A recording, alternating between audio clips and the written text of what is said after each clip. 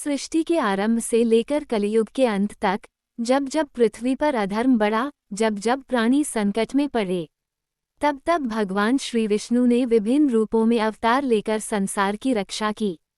पहला अवतार मत्स्य, जब प्रलय आने वाली थी और वेदों का ज्ञान असुर चुरा ले गए थे, तब विष्णु ने एक दिव्य मछली का रूप धारण किया। उन्होंने राजा सत्यव्रत को बचाया, वेदों को सुरक्षित किया और नई सृष्टि की नींव रखी। दूसरा अवतार कूर्म, जब देव असुर समुद्र मंथन कर रहे थे, मंद्राचल पर्वत डूबने लगा, तब श्री विष्णु ने कछुए का रूप लेकर पर्वत को अपने कवच पर थाम लिया। इसी मंथन से अमृत प्राप्त हुआ। तीसरा अवतार वराह, असुर हिरण्याक्ष ने पृथ्वी को पाताल में ले जाकर छिपा दिया। विष्णु वराह रूप में प्रकट हुए एक विशाल दिव्य सुआ।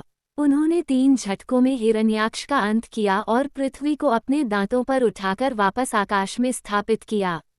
चौथा अवतार नरसिंह, हिरण्यकशिपु ने घमंड में अपने पुत्र प्रहलाद तक को सताया, और जब धर्म का अपमान चरम पर पहुंचा, विष्णु आधे सिंह आधे मानव के रूप में प्रकट हुए।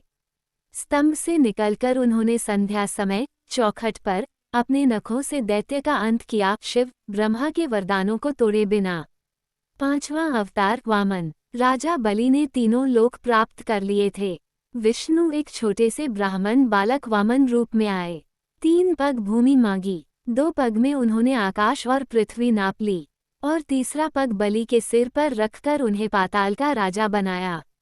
छठा अवतार परशुराम, जब क्षत्रियों में अहंकार बढ़ा और वे निर्दोषों पर अत्याचार करने लगे, विष्णु परशुराम के रूप में आए।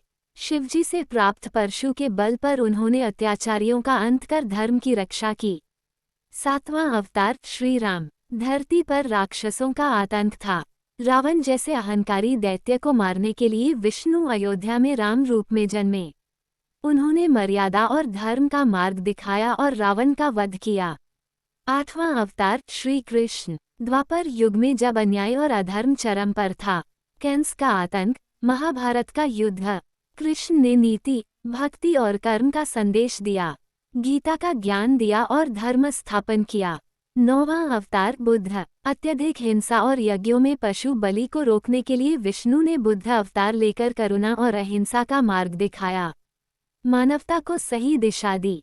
10वां अवतार कल्कि, कलियुग के अंत में जब पाप अपनी चरम सीमा पर होंगे, तब विष्णु घोड़े पर सवार, हाथ में दैवीय तलवार लिए प्रकट होंगे, अधर्म का संहार करेंगे और सतयुग की स्थापना करेंगे।